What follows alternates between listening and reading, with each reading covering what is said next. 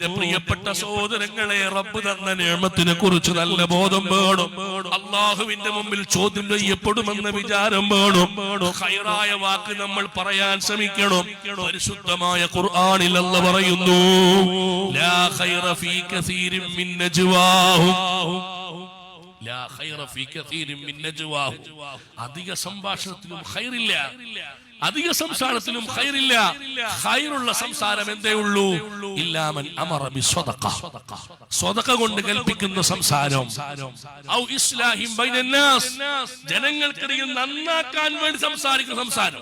ഭിന്നിപ്പിക്കാൻ വേണ്ടിയല്ല, വേർതിരിക്കാൻ വേണ്ടിയല്ല, പരസ്പരം കുറ്റം പറയാൻ വേണ്ടിയല്ല, അമ്മായി അമ്മയും പുതിയ മരുമക്കളെയും തെറ്റിക്കാൻ വേണ്ടിയല്ല, കുടുംബത്തിൽ ഭിന്നത ഉണ്ടാക്കാൻ വേണ്ടിയല്ല, ജേഷ്ഠനെയും അനുജനെയും വേർപിരിക്കാൻ വേണ്ടിയല്ല. അത്തരം സംസാരങ്ങളല്ല പറയേണ്ടത്. അവർക്കിടയിൽ ഇസ്ലാഹും ബൈനന്നാസ്, ജനങ്ങൾക്കിടയിൽ നന്നാക്കാനുള്ള സംസാരമാണ് ഖൈറിന്റെ സംസാരമെന്ന് പരിശുദ്ധമായ ഖുർആനിൽ അല്ലാഹു ഉറപ്പെടുത്തുകയാണ്.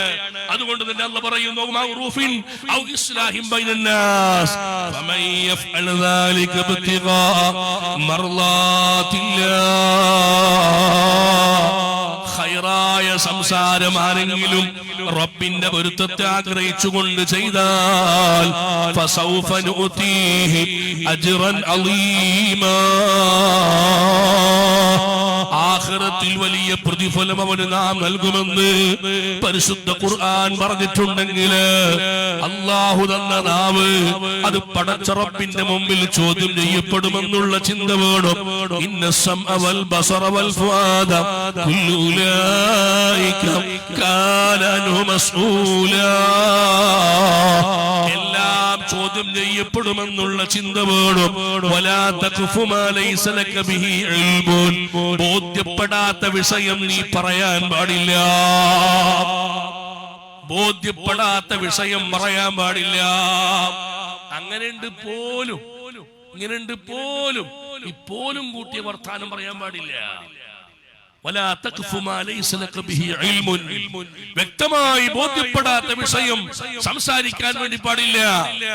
ബോധ്യപ്പെട്ടതേ സംസാരിക്കാവൂ. ഇന്ന സമഅ വൽ ബസറ വൽ ഫുആദ കുല്ലു ഉലൈക കാന അൻഹു മസ്ഊലാ. അല്ലാഹുവിനോട് ഇതൊക്കെ ചോദ്യം ചെയ്യപ്പെടും. അല്ലാഹു നമ്മളെ കാത്തുരക്ഷിക്കുമാറാകട്ടെ. എത്ര ചെറിയ നിഅമത്താണെങ്കിലും എത്ര വലിയ നിഅമത്താണെങ്കിലും അതെല്ലാം റബ്ബിന്റെ മുമ്പിൽ റിക്കാർഡാണ്, അതെല്ലാം റബ്ബിന്റെ മുമ്പിൽ വിചാരണയാണ്. അല്ലാഹുവിന്റെ ഖുർആൻ എത്ര സ്ഥലങ്ങളിലാ നമ്മളോട് പറഞ്ഞത്, എത്ര ചെറിയ നിഅമത്താണെങ്കിലും റബ്ബിന്റെ മുമ്പിൽ ചോദ്യം ചെയ്യപ്പെടും.